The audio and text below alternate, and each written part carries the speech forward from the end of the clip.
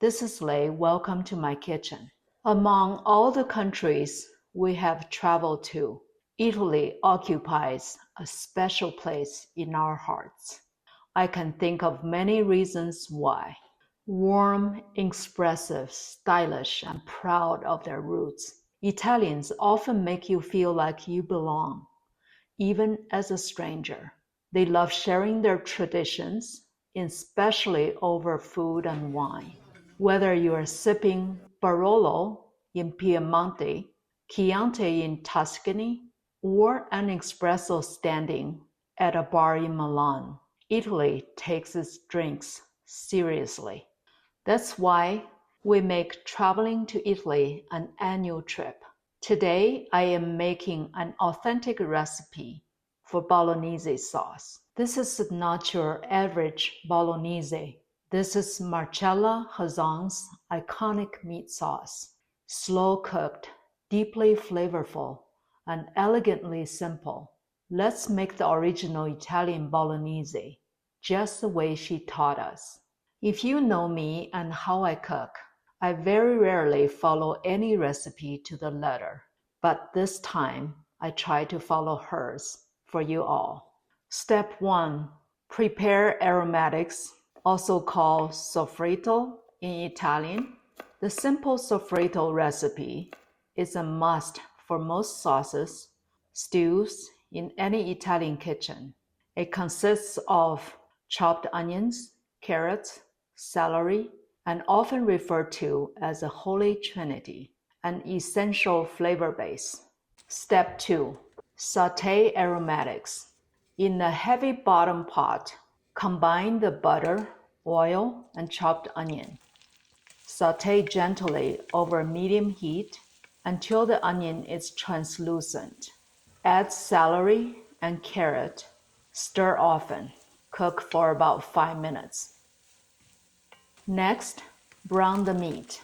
Add ground beef, and I also added equal amount of ground pork, with a large pinch of salt and a few grindings of pepper over medium heat. Crumble it in a pot and cook until all the red color is gone. Stir frequently and don't rush. It should brown gently. Add milk and simmer. Stir in the milk. Let it simmer gently until it has completely evaporated, stirring occasionally. This adds creaminess and softens the meat. Add 1/8 teaspoon of nutmeg. This is a secret ingredient of her recipe.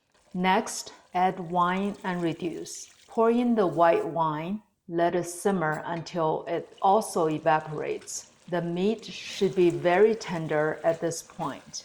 A secret of her sauce is to simmer without covering the pot at each step of the liquid, such as milk, wine, and tomatoes with sauce. This process intensifies the flavor and adds richness to the sauce. So patience is paramount and multitasking is not your friend. Add tomatoes. Stir in the tomatoes I crushed with my hand prior to cooking with their juices. When they begin to bubble, reduce the heat to a low setting and cook uncovered for 3 to 4 hours. Stir often. Adjust seasoning.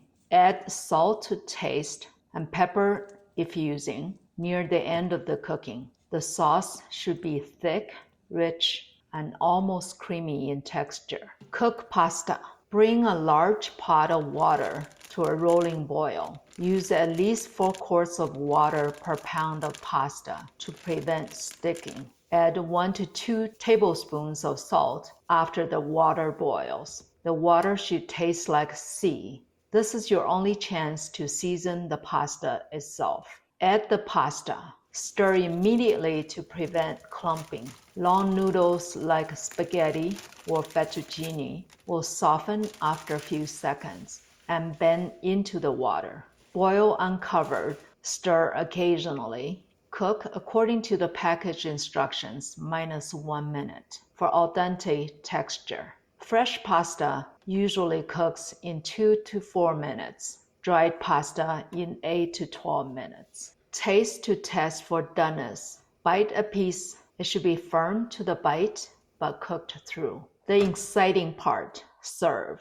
This sauce best paired with tagliatelle, fettuccine, or fresh pasta. I used Trader Joe's dry papadelle. Ladle some pasta into a frying pan with sauce. Add a tablespoon of butter. Mix well.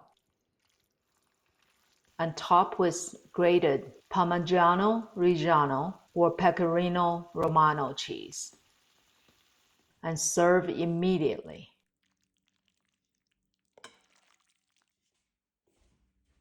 Add more cheese if you like. I did. Store the remaining sauce. I ladle the remaining sauce through a wide mouth funnel from the double batch into mason jars, yielding 2 quarts and 1 pint. You can leave some in the fridge and store the rest in the freezer if you're not going to use it within the week. Simple ingredients, timeless method. Marcella Hazan's Bolognese isn't just a recipe. It's a love letter to Italian cooking. Don't forget to like, subscribe, and tell me in the comments how yours turn out. Thank you so much for watching. See you next time. Please check in the description below for ingredients, step-by-step cooking instructions, and links to products frequently used in my videos. If you enjoy this recipe, don't forget to like and subscribe for more authentic dishes from around the world. Thanks for watching. Bye for now.